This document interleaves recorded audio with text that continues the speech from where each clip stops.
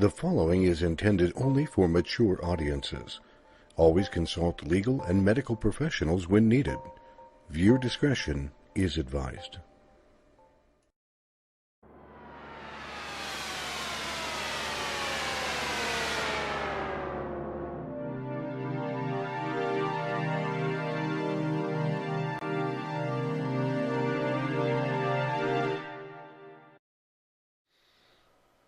This evening on Terra Turas, coming back is Mr. Jared Walters, Mr. Malcolm Spears, and Reverend Pat Beers.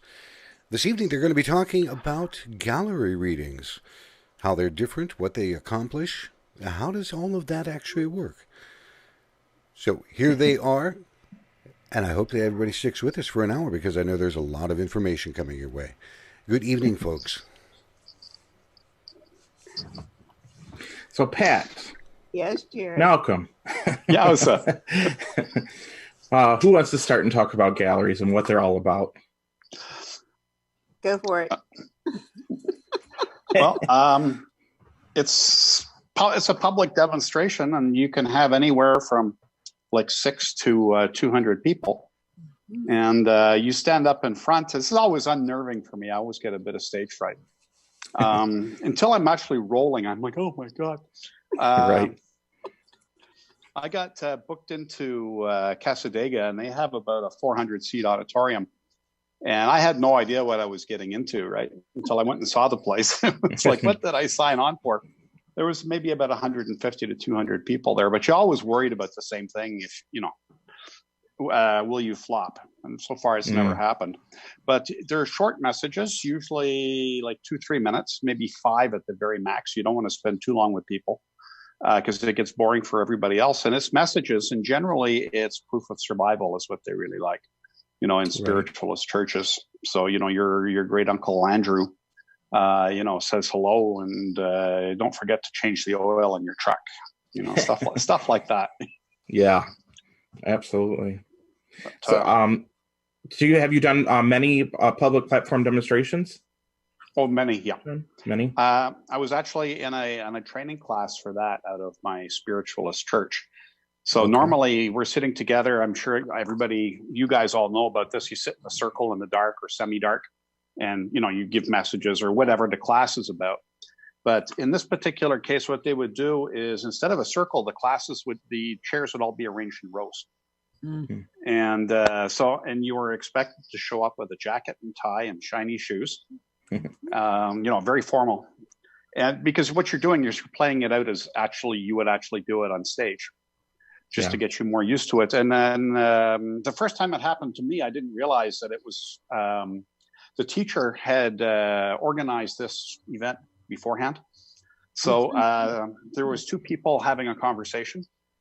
There was somebody with hard candies, with that crinkly cellophane wrapping. Yeah. And, when I was doing this, cell phones were pretty rare in the size of a brick. So that wasn't a big factor with, texts dinging and phones ringing and stuff like that. But they would have all manner of distraction. And because you can't control what happens in public, you're on and that's it. You just have to deal with whatever it is. Right. And stay in tune, I guess, is probably the best way to describe it. Yeah, absolutely. So Go ahead. Go ahead, Malcolm.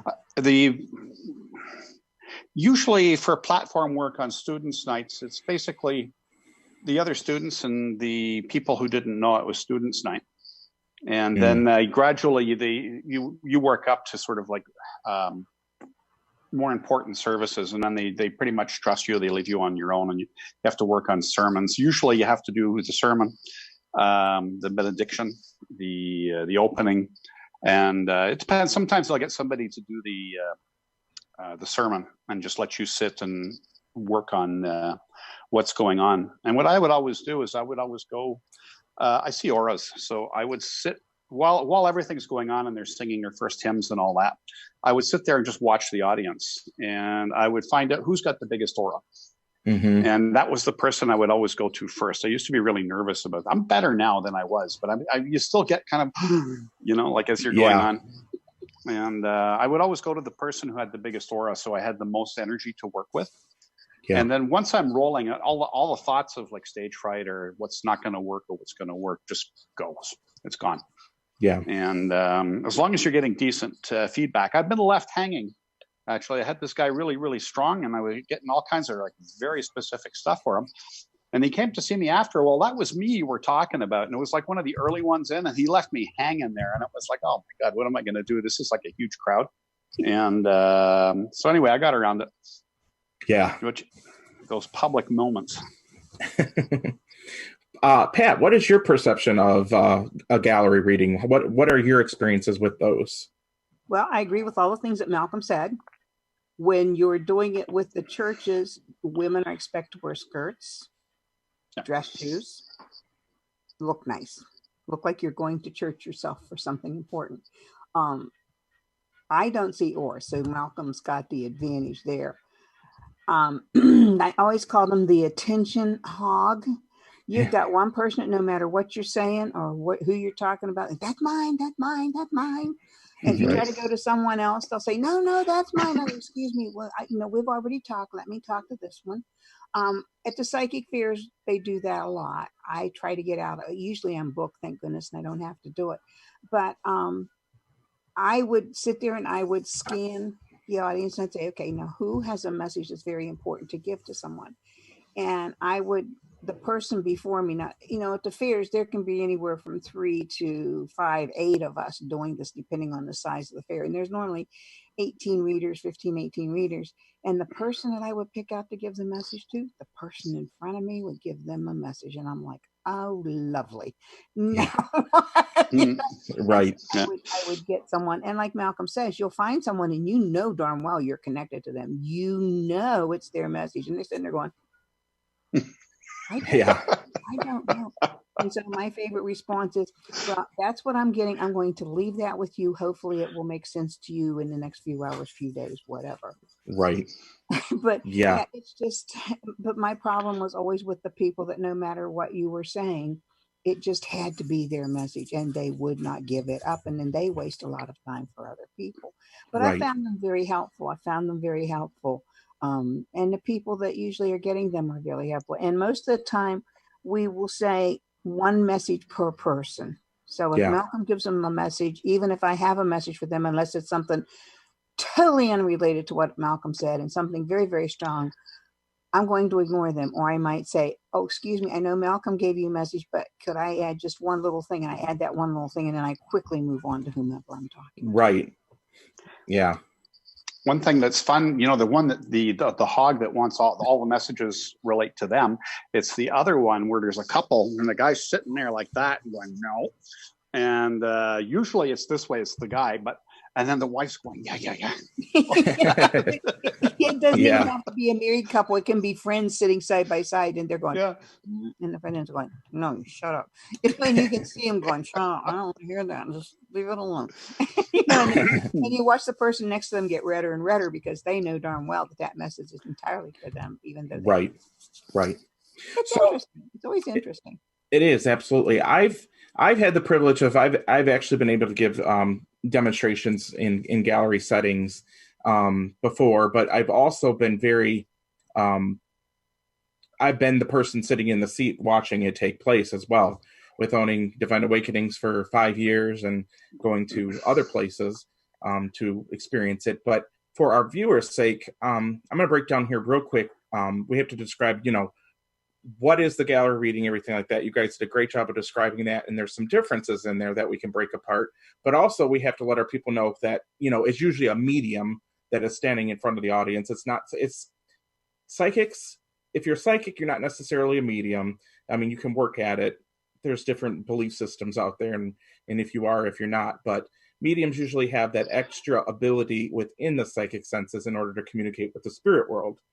So that is what it is. It's a demonstration where the medium stands in front of an audience. It could be one medium. It could be multiple mediums in a gallery setting, and they deliver messages from loved ones as they come through. And there's several different ways the medium can connect.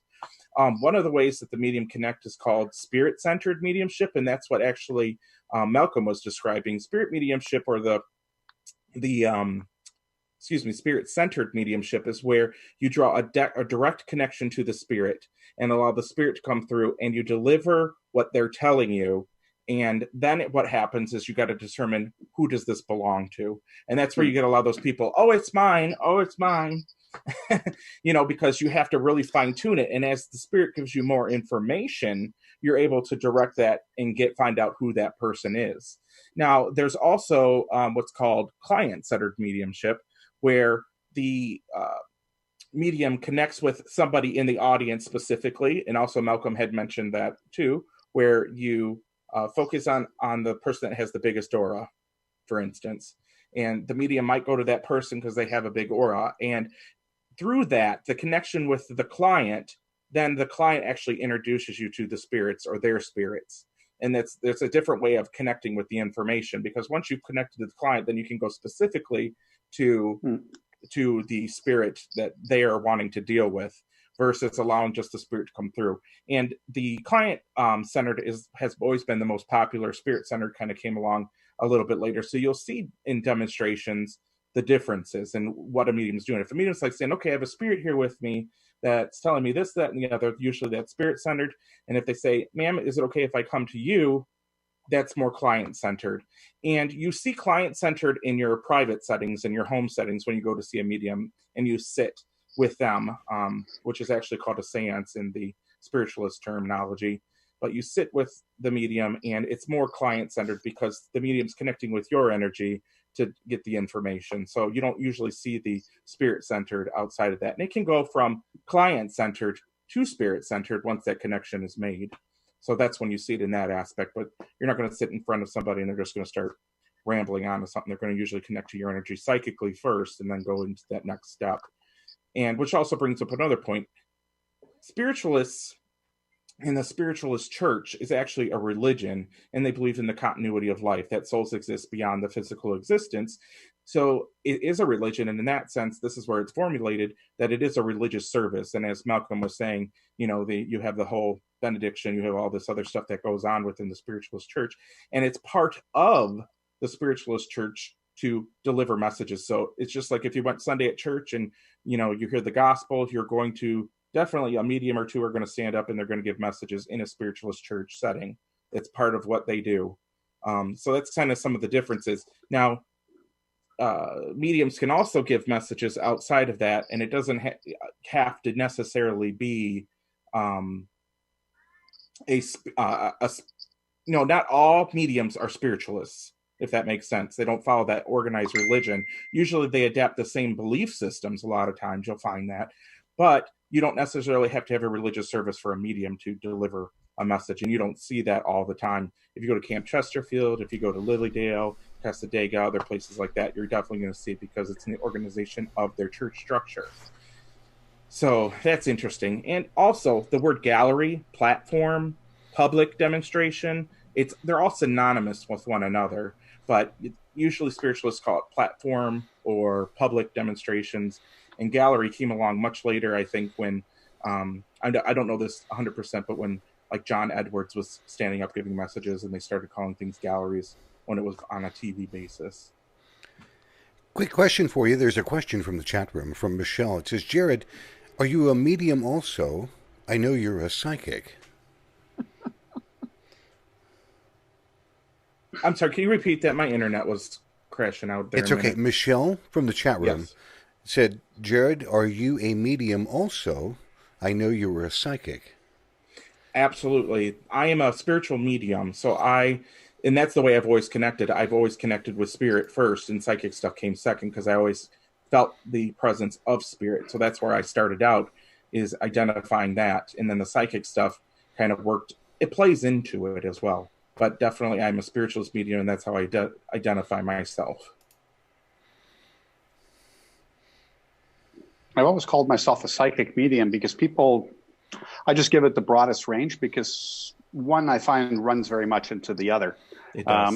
And they're very frequently together, but I find it just puts people's mind at rest, because, well, are you natural born? Are you trained? I mean, people have all these weird questions about this stuff, Yeah. But I just try and keep it as simple as possible. Yeah, I agree. Pat, how do you reference and refer to yourself as well? I refer to myself as a medium and psychic because I was talking to dead people for forever. And I thought, how many years ago? It's probably 25, 30, at least 30 years ago. A friend of mine said, you know, you're a medium, don't you? And I went, what? What is a medium? I'd been talking to dead people forever, and it just never. I thought everybody did that. Like I said, I didn't know I was weird till I was Yeah, like right. 16. But yeah, and I think I find it. Uh, my friend Kathy, I hate to refer to her. She went with me Sunday to a fair in Conshohocken, Ohio. And it was so funny because we were not busy at all, because the weekend after Thanksgiving, everybody's traveling, everybody's shopping. And she's sitting at the desk with the lady that does the door, invites people in, gives them. And she found herself talking to her. And this lady's going, I think I'm going crazy, blah, blah, blah. And Kathy had to admit that she's a natural medium, been talking to dead people as long as she can remember, but never thought of it in that way. And I think that's how most of us started. I mean, we just do it because we do it. We don't know that we're special or different or whatever. And she said, Right. I wanted to shoot you because I'm sitting there talking to her and I'm hearing all these things coming out of my mouth. And I'm like, where's that coming from? And then she'd hear me laughing because she just recently this summer began to identify with all this. And now she's able to talk to others and know you're not crazy. This is perfectly normal for some people. And it just cracks me up because many people do that and don't know what they're doing. And it's a shock. Right. Somebody says, you're a medium. It's like, oh my gosh. Yeah. Absolutely.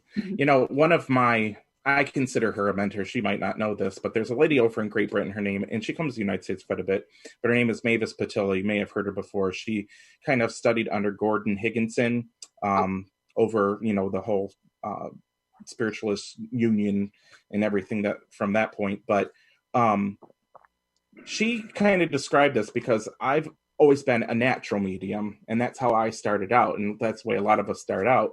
And she broke it down, and it made so much sense to me because a lot of times we start out as a natural medium, and then we go through an unnatural phase, and then we go back to being natural again. It's because you can take somebody who is a natural medium, and they have the ability, but you can also train them in their ability to connect better or to understand how to connect in some regards instead of allowing it to happen just naturally. So when you start to do that and break it down, you go from the natural, and it's like, oh, I have this direct connection with spirit. I'm always hearing from spirit. And then you go through this period of time where it's like, wait a minute, I'm not hearing nothing. What's going on? And because you're trying to figure all this out. And then all of a sudden it switches back to going back to a natural medium. So I've been a lot in that unnatural medium as I'm discovering things, and I'm working back to get natural again. So I took quite a bit of time off because I know I wasn't doing anybody a justice sitting here trying to connect with your loved ones, even though intrinsically it would have come through to some regard, but I'm in the study process at this point. So I consider myself a developing medium right now. But psychically it's there, But you don't always want to deal with it. I have a question for both of you. People ask me all the time, how do you know? It comes down to me for trust in who I'm hearing from. And I ask only to speak to the highest and best of the light always. And having faith that we're protected as we do this, that we're not just saying, okay, gang, we're all here, y'all come. You learn very quickly to set boundaries. I mean, it took me about 20 years to know that there was such a thing, but that's beside the point. And that was one of the things that Kathy brought up, because the lady said to her, how do you know? And Kathy said, it comes down to if you want to call it faith and your trust, knowing that this is real. No matter how hard you try to block it, it's not going anywhere. No, it's not. And I bet we've all gone through those periods where I'm like, okay, I'm around the bend this time. I got to be nice. This cannot be happening. Right. Go ahead, Malcolm. Well, I think what Jared was talking about, like when you're going from a natural and going unnatural, it's really about learning the rules of the road, the discipline of it, and the control of it. And yeah, it is kind of an awkward period because you're trying to be something you're not. But then once you get through that, I liken it a lot. People ask me about it, and I said, well, look, most people can develop some kind of mediumship or psychic ability if they want to put the time and the effort into it. Yes. And but it's like playing the guitar. I mean, there are some people who are just born like gifted, and then there's the rest of us who have to play scales and chords all day and, practice and work and, develop the craft. Yes. So it's, but the wild, I must have driven my teachers to distraction, because I was like really off the wall. I would get all this really strong stuff, but I wasn't really focused. So sometimes it would come in like way too much, and I'd be really dramatic about it. And they're kind of looking at me, rolling their eyes. Right. And I'm really into it. So it took a while to get grounded with it. Right. But it took me a couple of years to really, just to get it on demand and say, let's go. And it's actually doing the work, and in doing the work, you learn as well. And that's where you learn your skills and skill sets and what works for you and what doesn't work for you in your spirit communication and when you're delivering those messages. Because, a lot of audience members don't understand that, but that's a huge responsibility when you stand up in front of an audience, whether it be 6 people or 200 people. There is a level of nervousness because we're human, and we have to get over those nerves, and we trust the spirit comes through. And that's why a lot of times you'll see people, it's mediums that are really confident, like they'll say, nope, that's not me. This is what they're telling me. And so it is right what they're telling me. And they're not going to waver from that, because they have to have the confidence in what they're receiving to deliver to you. And then it's for you to break it apart and kind of figure out what's going on or what they mean by it. And you might have to do some research, or you might have something called psychic amnesia, and you can't remember, what they're getting at. And afterwards, they're always like, oh, the aha moment comes through. I had a strange experience today. My friend that's in the hospital that called me, she thought she was having a heart attack, and it turns out she has pneumonia. And Spirit told her the messages that this year, that the biggest ones I've been getting, take care of yourself. You can't take care of anybody else if you don't take care of yourself. Yes, absolutely. Don't take it personal. Mm-hmm. And trust your truth. Yes. And one of the guides that I deal with on a regular basis came through and said, well, if she chooses not to rest, Spirit has a way of knocking us on our keister, and you're going to rest whether you want to or not. And he laughingly said, they'll just break an ankle. Mm-hmm. And I'm going, no, you can't do that. And she said, what are you hearing? What are you hearing? What are you hearing? And I said, they told me if you didn't behave, they were going to break your ankle.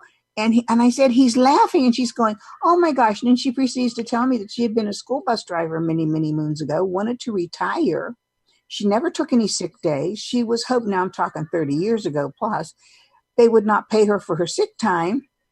And so she was just going to retire anyway, stepped off her bus and broke her ankle and used all the sick time she had, and then retired. Wow. And to me, that meant nothing. I'm upset with my guide for going, well, we'll just break her ankle. And she's going, oh my, and she totally related. She went right to it. So it's not ours to decipher. Yes. We got to tell you what we're hearing, whether we want to or not. And then we have to set boundaries. And we don't read minds, folks. We do not read minds. But we like to have some time off too. When I go to the grocery store, I really am not there to get messages for people. I'm there to do what I need to do for my own personal self, for my family. Yes. Right. And people think we're on 24/7, and that will wear you out really quickly. It will confuse you. It does get difficult to decipher. Is this something I really need to deal with, or is this just fluff? Mm-hmm. So those are some of the things I think people need to realize too. We're human. We're not doctors. We're not on call 24/7, contrary to popular opinion. No. And then there's that other side of the coin where people will say, well, why do you charge for readings and stuff like that if it's, it's a gift from God, if you have this gift and whatnot? And it's like, people don't realize that, yes, but at the same time, you don't have a house and not go to work and get money to pay for your mortgage at the same time. It's like, you're paying for my time. So, I mean, there's a lot of understanding that people really need to take into account when they're talking about this. You don't do anything for free. Occasionally we do. Okay, we give back as well. But... more than occasionally, I'm sure. Right. I know both of you. I know better. Yes. I'm sits there and looks so innocent. Yeah. Absolutely. People have some unusual ideas and questions about what you do. I was working with a young woman a couple of weeks ago, and as part of what was going on, it came out that she was gay. And she says, well, how come you didn't know that? Some psychic you are.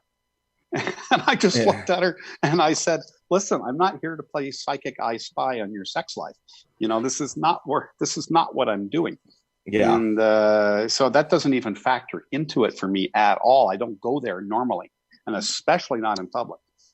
Because that's something also you got to keep in mind with a gallery reading. This is public, everybody's listening. So you can't get, like, sometimes, people get the really nitty gritty kind of message, but it's not for public consumption. Right. And you have to kind of keep that awareness when you really get into the full swing of it, that, you only go so far. And if there's really something, you say, well, see me after. Right. Yeah. Yeah. And then also, Malcolm, we get the people that really are either bisexual or gay, and they're questioning because they think, oh, I'm terrible. What's wrong with me? I'm sick. And they come to us not for confirmation, but for peace of mind, if you will. So we plant those little seeds and let them figure it out on their own, and let them know, it's okay. Yeah.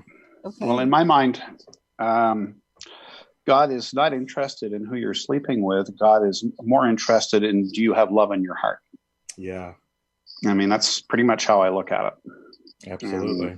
Let's get rid of some of this, give up guilt for Lent. Oh. Right. Right. So I've been having so many epiphanies because I've been doing, I don't know, I've been going through this huge awakening process here recently where, I went through a dark period and now I'm coming out of that dark period. And then all of a sudden, Spirit's right there to direct me and guide me, because it's like, okay, what's next, Spirit? The shop is closed. What's next? And I'm getting flooded with information, and each information piece that I get falls into something different. So I've been really like diving deep into research, and I'm connecting Christianity belief systems with science, and then looking at linguistics. And then it's really unraveling a lot of different things. It's like people need to stop believing or looking at their beliefs from what other people have told them and start investigating and looking a little deeper than the surface. And when you do that, your mind will be blown. Yeah. What is your own truth? Yes. Not true. somebody else's. So Go ahead. I'm assuming you've had the message to write. Oh, yes. Yeah. Okay. You wouldn't believe I've got paper every day. I got notes everywhere, and it's building up like big time, because it's like, okay, now I need to get all this information, narrow it down, and formulate classes, and then also to formulate, because I believe I'll be writing a book at some point. Yeah, I think it's going to be sooner than later. Yeah. Uh-huh. And a book, a book, Jared, a book. Keep right, true too, thought, buddy. You multiple. Start with one, and then it'll become 3 or 4.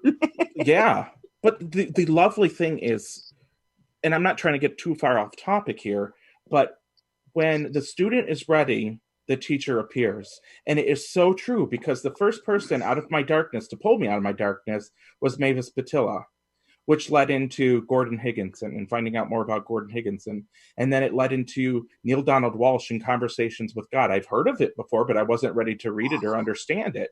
And then Alan Watts, the Sadhguru, and then everybody all of a sudden I have all these teachers with all these principles and ideals, and it just has opened up a wormhole for me to experience and really delve into my work more and understand who I am as a person. So that way in my mediumship form, I know how to connect better to spirit, because identifying that I am spirit and I have that ability to do that, and to start working and formulating my practice in order to strengthen my mediumship skills.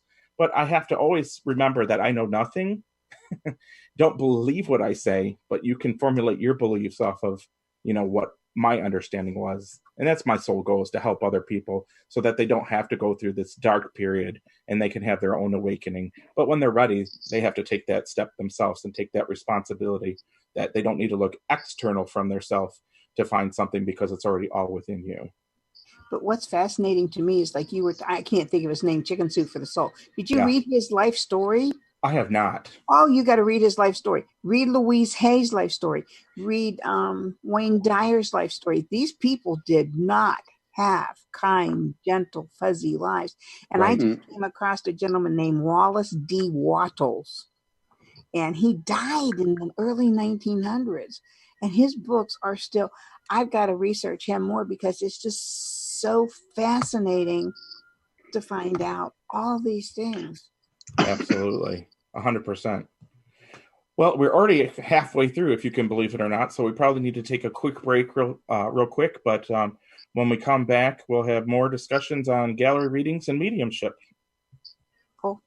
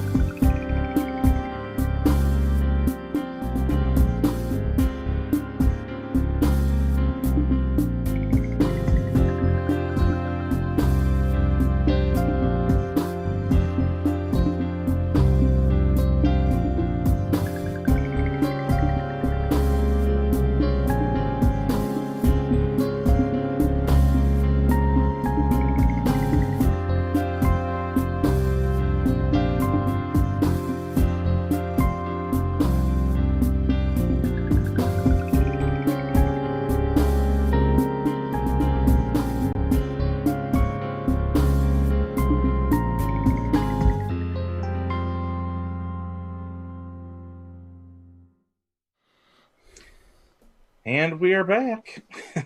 Thanks for sticking with us and listening to all we have to say about mediumship galleries. There's a question from the chat room. So Yeah. this question is from Malcolm. How do you know people have gifts? Do you sense them, or do other spirits tell you? And that's from Maya. Oh, okay. Hi, Maya. It's their energy. So sometimes it's a spirit telling me, and sometimes it's just what I'm picking up from their energies, from other abilities. And it goes both ways. And I've been meeting lately like some very divinely gifted healers. And whenever I run into them, I'm always asking them, well, if I sent you some names or pictures of people, would you pray or heal or do whatever it is you do with them? And invariably they say yes. So it cuts both ways. Right. And also, like, I can watch over people's shoulders, you know, when they're seeing things. And you know, when I see them looking at me, like following the information in a psychic way, I can usually pick that up and start talking to them about what they see and how maybe they could do better. Usually it's through meditation. You calm the mind down. And, you know, unlike most people, my mind is running, it's like 600 miles an hour most of the time. And, you know, it doesn't work smoothly with mediumship, that level of brain speed, I guess is the best way to put it. Yeah. So as you slow down and get more peaceful, stuff becomes more and more obvious. Yes, I agree completely. That's a really good question, Pat. What would you have to say about that one? I'd say it comes to us through many sources. It's with me, if I'm reading for someone who's a natural healer, my hands will get so warm. Mm-hmm. And I will say to them, please touch my hand. And they touch my hand. They go, wow. And then I have them rub their hands together like this and come about day far apart and start to bring them back together. And I love to watch their faces because they usually start out like, woo, and then all of a sudden it gets, and you just see that look on their face. And I go, well, just kind of move your hands around a little bit. What's happening? Now have them put one hand to their heart and one hand either to the heavens or to the earth. And I'll say, what's happening? What's happening with the hand on your chest? And I'll go, it's so warm. And well, what's happening with your other hand? Well, it's warm too, but the one on my chest is even warmer. And so that's what I just say, please just hold it there and just let it do its thing and then it'll quit. And then I have them rub their hands together and there's nothing, you know, just use that energy in a good way. And it's comical to me because they have, and just watching their faces and watching their eyes is just phenomenal. Because many people have healing abilities and have no clue. And again, I remind them, we are not the healer. We are the conduit. We're the conduit. We're the voice box. These things are coming through. And we're just the servant. The master is utilizing us to present this. Right. I was working with somebody actually yesterday. And this woman was a very powerful healer and really didn't have any idea about it. And I started talking about it. And all of a sudden, both of us got that hit, you know, where you get completely refrigerated, all your hair is standing on end. And the thing is, we were both having it at the same time. I'm just talking about it and I'm getting it. And sometimes that energy connection is right there. And, you know, I'm assuming that she was ready to hear that and ready to do something with it. Right. You know, that going back to that question too, I kind of feel that everybody has a psychic sense to them. We are spiritual beings living a physical life. And in essence, on this physical planet, we're an antenna for all this energy that's around us constantly. And we can fine tune those energies. And some people aren't aware that they're psychic because they may not have the clairvoyance. They might not have the clairaudience, or they may only have it certain times, or they might have more of the feeling aspect and have some sort of sense. And they will tell you they're not psychic. Well, everybody has the ability and they've experienced it at some point. It's whether you recognize it or not. And when you truly do recognize it, it usually starts to heighten because you become more aware of it. But then you can fine tune those things and learn and grow in how you can develop those abilities even more and make them more stronger.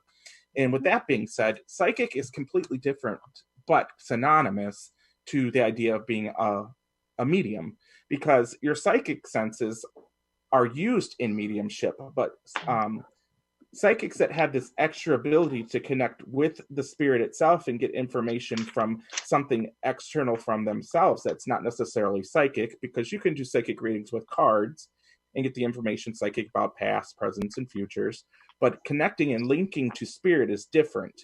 And there's an extra sense in there, but you use your clairs still, that we've talked about in previous shows, in order to receive the energetic information that they're sending you, because they're nothing but pure energy. So in that case, when you're psychic and you have that mediumship ability and you're using the psychic senses in turn, that's called mental mediumship. And that's what most mediums are, and that's what most mediums do. There's trance mediums, there's physical mediums, and you have healing mediums, which go out kind of from that standpoint.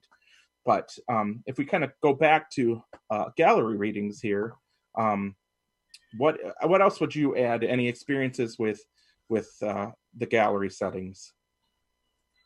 Sometimes people will come to me if they died of a heart attack. I might have terrific chest discomfort, and I'm looking at maybe 2 or 3 different people, and I'm not sure where I need to go. and I can say to them, this feels like a male energy to me, or this feels like a male energy, but I believe it's a female who was very strong-willed, very aggressive, or get terrific. Your leg is killing you, and that person had trouble with the leg or something. So being an empath, I think, also sometimes plays part in that help them identify with who we're talking to or about. Yeah, definitely. And in the public demonstration too, just for real quick, it's like when you're sitting down, the medium sees all your faces in the audience, and there might be, like I said, 6 to 200, but at the same time, there could be 2 to 500 or even more spirits in the room. Mm-hmm. So you're having to identify and filter all this information, but it's usually the strongest spirit or the person that has the strongest energy that usually you gravitate towards. Not everybody will always get a message in a gallery reading. It's just impossible when there's so many spirits there. It's just who's standing in line first, because who got here first is coming through first. Go ahead, Malcolm. Yeah, I've had that experience where you make a connection and all of a sudden there's other spirits trying to crowd in. And that gets a little annoying. But I've worked with 2 guys that were incredibly psychic, not mediums, psychic, who actually counted part of their life on this, but would refuse to accept that they were psychic. One of them was a senior detective. Mm-hmm. And man, he was good. I watching him work. I'm watching him with a little, his little questioning, but he's not talking to spirit. He's looking like more psychically. Yes. And the other one, different character, but he was a lifelong mercenary. And his nickname or code name or whatever it was included Lucky. So he always managed to be in the right place at the right time. Yeah. But, and again, he would absolutely steadfastly refuse to have anything to do with psychic phenomena. Right. I was working with his wife. He was like, yeah. Okay, really? But I mean, that really, I think, is the difference. Is like people are looking at more at the physical when they're psychic. Yes. And things that are events that are happening or what's in the near-term future, that kind of thing.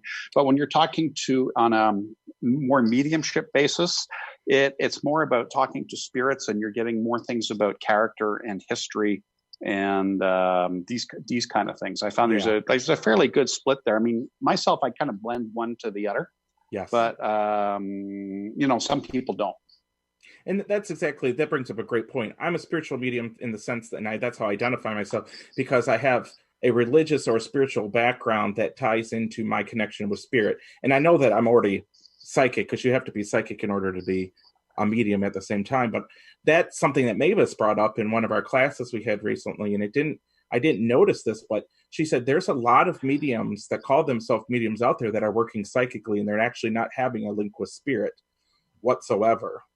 And they think they are, but they're not. They're reading the person psychically and getting the information from the energy of that person. And essentially, Pat said that, we don't read your thoughts. Well, we don't. There are people that do that, though, that can have that telepathy thing and kind of pick up on the energy of what you're thinking, because thoughts are things energetically, and we can still pick up on those as well. So that brought up an interesting point. And it's, for me, I don't know how all of you feel about this, but I think sometimes people who are interested in mediumship or feel they have this ability naturally and jump into it, and all of a sudden now they're calling themselves professionals, they printed cards and going out.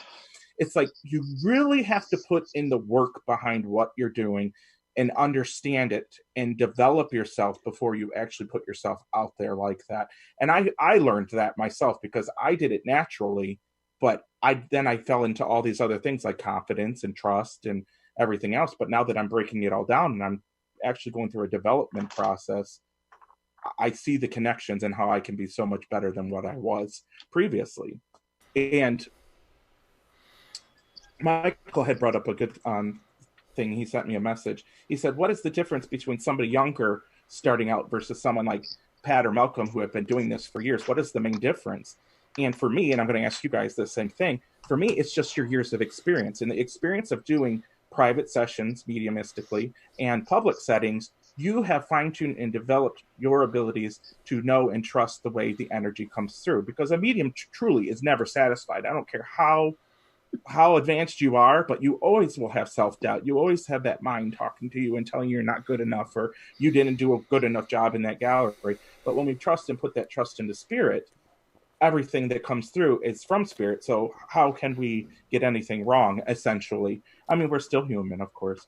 But with that being said, the medium that is older or has been doing this a lot longer just has the experience behind them. The connections are completely different. You can get somebody that's really young and will blow you out of the water, but it's the experience and how you're actually serving spirit, and then you work with the client with that information. That's what I believe, anyway. What do you guys think? I think perspective. That's what a lot of people are really coming for, is some kind of perspective. Mm-hmm. And to put things in a good light so they can understand what's going on to them. And it really helps a lot for them to see the energy field around them. And there's all kinds of levels that this happens on. Yeah. And it's to bring them to peace. Mm-hmm. And yeah, the continuity, I got peace. Coached. I was my favorite spiritualist church in Florida is it used to be in Kissimmee. I think they've moved. It's the Spiritual, was it Awakening or Awareness? I forget. But anyway, the pastor of that church is really hardcore SNU, and which is Spiritual National Union, which is out of UK. Yeah. And they have I'm asking people when I get up in front, and I'll ask them, well, do you know so-and-so, or can you take, I'm asking questions, but he was trying to coach me into being like pushy. And it's like, you have this. And I wasn't really happy with it. I tried it a little bit to humor him, but, that's not the attitude I work from usually. Yeah. And by watching other people in the experience over time, you're able to identify what you don't want to come across as, Yep. Because that's a big portion of it, I was at a spiritual camp, and normally they're booking 2 people for the week. So you have the senior and the junior, and I was the senior. And this person coming in, I really didn't care for. And she got the first circle. Like, I'd been there a number of times and people knew me. But when you get the first circle in the week, that's where people come and they pay like, what, $5, $10, or $15 to see what you're like. And so I wasn't going to go to her circle. And Lynn had quizzed me about that. Like, what's the matter? Why aren't you going? And I said, well, she's like, blah, blah, blah, blah. And she just looked at me. He says, well, you're missing an opportunity, because almost always in gallery readings, or not, well, maybe not almost always, but in a lot of places, the medium will ask, well, did anybody here receive anything that they would like to share? And doing that with me gets very interesting, because she's going on, well, I see blue for you, and can you take the name of Bob? Like, really super generic stuff. And the minute she asked that question, I jumped in and I did every single person in the room, like at high speed and like so precise. So, she's one of those, she was one, I'm sure she's changed now, but she's one of those people that decides, she's taken 4 or 5 classes. Yeah. And she's ready to go. Right. Yeah. And they hold steadfast to their beliefs sometime when they come out, and it's like, oh, you have a whole awakening ahead of you yet. Don't hold on so tight to that belief, because what you believe today is not what you're going to necessarily believe tomorrow. Mm-hmm. So it's that happened here in the Montreal area. There was like 5 spiritualist churches like forever. It's a city. We're about 3 million, and it will support 5 churches to whatever degree. I mean, these places never generally have money, but anyway, I don't know what happened. All of a sudden, everybody wanted to open up their own shop. So all these people took off, and and then suddenly it went to like almost 20 different centers of different kinds, and it really diluted everything. So it got to be very difficult for the 5 main ones to survive, because everything was splintering off. I haven't really been in touch with that side of things for quite a while now. But everybody decided that they were good enough. They were going to go open their own shop, and let's go. And part of that is because we make it look easy, because we've been through that trial by fire, slept on that bed of nails, walked on the broken glass. and it does come with experience. You're always going to get the people say, no, no, no, no, no, no, no, no, no. And that's why most psychic fairs have a 3-minute rule. And if Yeah. I can't connect with you, I will take you back to the desk and tell you, it is not you. It is me. For whatever reason, I cannot connect with you. And you'll get the naysayers, and they don't want to admit in public that something I've said to them is very true, and they just don't want to go there. And so again, it comes back to that experience. And they have a lot, like Malcolm was talking about, a lot of these people have the book learning, but they don't have the street experience. Yes. And the personal contact, one-on-one, be it a gallery reading or a private reading. And it's like any other profession, I guess. Got my nails done today, guys, and one of her people, a little bit of an attitude, also does the eyebrows and the nails and stuff, decided that she was going to open her own shop and took her few clients with her. Yeah. And she said, I feel really bad for her because she has no idea what it's like to pay the rent, pay the taxes, keep the lights on, and get all the licensing and everything. But she said, because I did all that and she got paid a commission here, she just thought it was so simple, and she trained her. And I think that goes through all of ours. We got to work from the heart, because the payback that you get from helping someone, my prayer every night and every morning is to give people the information they need to make the decisions they need to make, or to bring them peace in some way. Right. And with this drug abuse going on, we get a lot of people. There's no way. I mean, even my own great niece, I wouldn't have known the girl if I passed her on the street, but yet I was able to give her mom and her grandmother such comfort because they knew I didn't know her. Right. But I was able to touch in with her and let them know exactly what was going on and what happened to her. Yeah. And it's just... You brought up a really good point, is because I find this with people sometimes is, and Malcolm had touched on too, they read a book and think they can do it, but they're not willing to put in the work every day through the meditation and the other things that it takes to develop to become better at what you're doing. I read the book, so obviously I have some understanding, and now I can do it. And has it been your experience, guys, that when you sit next to someone like that at a fair, or you're with them doing the gallery readings, there's the same familiar tone that runs through everything? This little thread, there's always a lot of repetition in it. Yes, piggybacking. And it really bothers me because it taints all of us. Yeah. That leads almost perfectly into two questions that are from the chat room. From Michelle. Michelle asks, what do you think about frauds? And do you know right away that they're not authentic? It's obvious. There's no energy connection. Right. Yeah. And karma usually takes care of that. Yeah. Because they're not going to be attracting to, they'll get a client once, maybe twice, but not after. They're not going to get the referrals. They're not going to get repeat business. Yeah.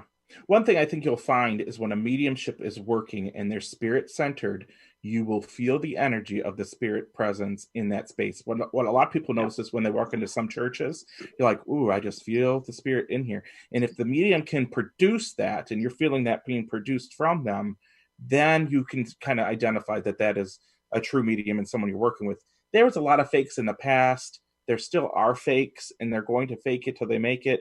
And there are people that are psychic that are trying to do mediumship work, but only coming from it psychically and not making that link directly with spirit. So you get all kinds, and there's all kinds of different mediums in that regards too. Not every medium is going to connect with you because everybody has different personalities, and your personality type might not mesh with mine. So at the same time, it's not necessarily that they're false in what they're doing. It's maybe they're not having a good connection with you or explaining it from your perspective to understand what they're saying. So it can be difficult, but always look for, how does it feel? How does that energy feel? Are they bringing through that feeling of spirit? And That's then what I was going to say, they almost feel what we feel, and vice versa. We're making a connect. We can smell the sugar cookies that mom or grandma are making. We can see them, and they're doing it too. And when they look at us and they realize that there's been that connection, you can't buy that kind of stuff. It's from the heart. It is not from up here. Yes. It's an emotional connection that we make. Definitely. What was the other question in the room? The second question that came from Chris: how do you deal with message poachers in galleries? The people who claim everything or try to claim every message or clue. Well, again, there's a difference between spirit-centered and client-centered. If it's client-centered, the medium's going directly to that person. In spirit-centered settings, which is usually public demonstration, the medium's putting it out there as information that they're speaking directly through and just giving this information out. And a lot of times it can be found with a lot of similarities between many different people. But at the same time, it's when the medium has to keep going in and getting more information and more validation to come through, so then they know directly who they're working with, and you can narrow it down. So that's kind of the best thing to do. And always speak up. Don't sit there and pretend like it's not. But then at some point it's going to start to deviate towards one person or the other, and then it becomes client-centered, and then it's a more spirit-centered connection with one person. How do you guys feel? We usually, if no one else says it, I will say it. We're trying to make sure that everyone gets the information that they're seeking or gets a message. So we would ask that if you've had a message for someone, even though it may feel like it applies to you, would you please wait until no one has claimed it? And then we can ask, is this for you? Yes. But please be considerate of everyone here. Is that a nice way to say, sit down, shut up, and yeah, right? Malcolm, shame on you. I've had the experience of going to somebody and the message is for the person sitting next to them, or one right in front, and that does happen to me sometimes. But usually, I'm going to like a specific person. I'm not asking who can take George normally, so I'm going to the person, and it saves an awful lot of clutter and confusion. Absolutely. Or if 2 or 3 people are claiming it, I'll ask for a question, and then I'll put the question out there and see, okay, who has this? And then that'll really determine it if that does happen. It's rare though. Right. There's one more question from the chat room from Kelly. It says, we may have talked about this at some point, but as a reader in a gallery, how do you get over the public speaking aspect of it, like the jitters? You start working and it goes away. You're in your own element. We walk 1 foot in 2 worlds, guys. We're very physical, but when we're working, we're anything but physical. We're in that other realm. Yeah. And it just goes away for me anyway. Yeah. I don't have that problem as much anymore. I used to have a lot of fright. And, but like Pat says, once you start rolling, it's not about you anymore. Yeah. And you're in your work, you're working with spirits and people. So all of that consciousness goes into what you're doing. Yeah. But what I used to do, I used to have all kinds of tricks. Sitting, waiting to go on, like if there's multiple mediums or if there's a lot of church stuff happening, I would just sit there and watch the audience, and I would start getting pre-messages. And so I would have like 3, make the connection with 3 different people in the audience and get parts of message and so when I got up, I would have boom. It was like priming the pump, but I don't do that anymore. Yeah. I find that very interesting what you guys said. And it's difficult to do this. And that's why we say a medium truly is never satisfied, because you're always going to self-judge yourself or look, could I have done something better? And if you realize when you stand up front, you're serving spirit, it's not about you. It's about connecting with spirit and delivering the information to the people that are sitting in front of you. And when you can separate yourself from that and truly understand and trust what you're receiving as being the truth, because if spirit's telling you something, you have to give it as you get it. When you get your mental mind involved into it, that's when you mess up. So you really just have to realize and understand your connection with spirit and what you're actually doing, and get yourself out of the way, because it has nothing to do with you at all. And in wrapping up, because it's already getting to the end of our hour now, I just wanted to add real quick that gallery readings, the settings of galleries, are a good opportunity for anybody who's interested in going to see a medium to go and experience. If you've never had a private session and you're curious, the gallery setting is a perfect place to do that, because you can see it with your friends and lots of other people, in the room and you can feel comfortable, because I know some people are afraid of going one-on-one with a medium, but you can get a taste of it and what it's all about by going to a public demonstration. And from there, you might choose your medium who you want to have a private session with. Pat, is there anything you would like to say in wrapping up about this evening's topic? This is going to sound silly probably to some people, but you look for the heart connection. Some people will come to me and say, I was drawn to you because of your name, or I was going to go to someone else and then I just kept hearing your name. It's like I needed to come to you. So I think it's a heart-to-heart connection. I think Spirit says to them, this person I think is going to be good for you. And they just make a connection with you. Yeah.